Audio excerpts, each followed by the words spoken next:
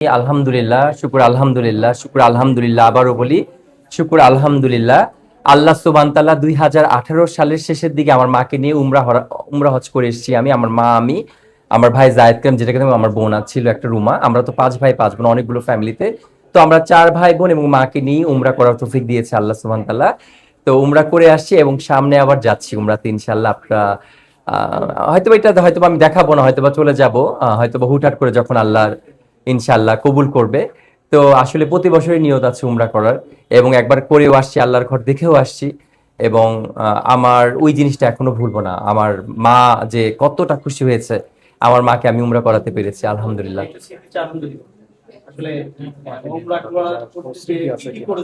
আসলে আমি যখন, আমার মায়ের সারা জীবনের স্বপ্ন ছিল যে আল্লাহর ঘর দেখবে আমার মায়ের।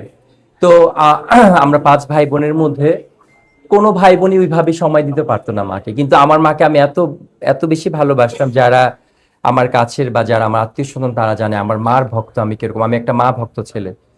তো আমি আমার মাকে, আমি আল্লাহর কাছে দোয়া করতাম সবসময়, এবং আমার আল্লাহ না আমার দোয়া সবসময় কবুল করে আলহামদুলিল্লাহ। যে কোনো দোয়া জীবনে যা চেয়েছি আল্লাহর কাছে তাই আল্লাহ আল্লাহ আমাকে দিয়েছে আলহামদুলিল্লাহ। কোনো দিন নিরাশ করে না আল্লাহ সুবহানাহু ওয়া তাআলা আমাকে, এবং প্রত্যেকটা দোয়া কবুল হয় আলহামদুলিল্লাহ। যতবার আল্লাহর রাস্তায় যে দোয়া করছি, তো আমি আমার মাকে নিয়ে যখন গেছি, তো আমার মা আমার জন্য এত দোয়া করছে, এত দোয়া করছে, যেটা আমি ভাষায় প্রকাশ করতে পারবো না। মানে তার নিজের জন্য কি দোয়া করবে, সারাক্ষণ আমাদের জন্য দোয়া, আর স্পেশালি আমার জন্য দোয়া। তো আমার মা একদিকে, সারা পৃথিবী একদিকে আমি মনে করি, যদিও আমার মা নেই।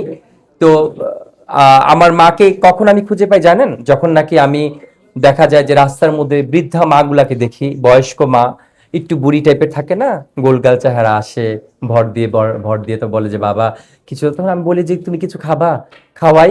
তো বলে হ্যাঁ খাও। তো দেখা যায় আমি চেষ্টা করি ওনাদের কিছু খাওয়াতে, পেট ভরে খায়, তো আমার শান্তি লাগে। তারপর কিছু দেই, এটা আমার শান্তি লাগে। তো আসলে মা জিনিসটা না, মানে আমার কাছে এত ভালো লাগে যে মা মা গন্ধ আসে। মানে ওনারা আমার মা না, আপন মা না, কিন্তু ওই যে বৃদ্ধা মহিলাগুলাকে দেখি না, ওনাদের, ওনারা খুব ময়লা সয়লা হয়ে বসে থাকে, শরীরে অনেক ময়লাও থাকে অনেক সময়, কিন্তু ওনাদের সামনে গেলে না, ওনার কাছ থেকে আমি ওই গন্ধটা পাই না, আমি মায়ের গন্ধ পাই।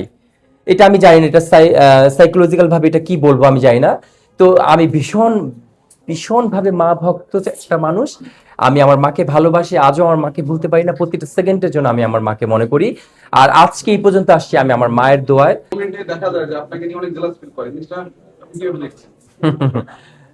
জেলাস ফিল আসলে মানুষ, একটা হচ্ছে ঈর্ষা আর একটা হচ্ছে হিংসা, দুই জিনিস। ঈর্ষা, ঈর্ষা করাটা জায়েজ আছে। ঈর্ষা মানে আমি একজনকে দেখলাম, ওনার একটা সুন্দর জিনিস দেখলাম, ইস যদি এটা আমি করতে পারতাম বা ওইটা হতে পারতাম, সেটা ভালো লাগে। আরেকটা হচ্ছে হিংসা, মানে জেলাসি।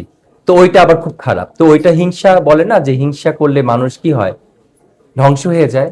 হিংসা আল্লাহর পছন্দ না।